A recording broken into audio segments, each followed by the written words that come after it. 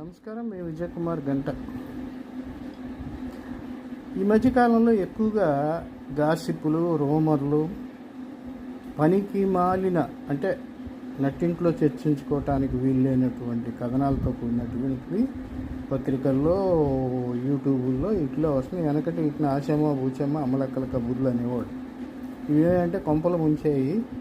చివరికి అటువంటి వాటిని ప్రచారంలోకి తీసుకొచ్చిన వాళ్ళు కూడా ఎవరు దిక్కు దివాణం లేకుండా చచ్చేవాడు. ఇప్పుడు కూడా ఏమవుతుందంటే ఈ సైకాలజీ అంటే ఇది ఒక మానసిక దుర్బలత.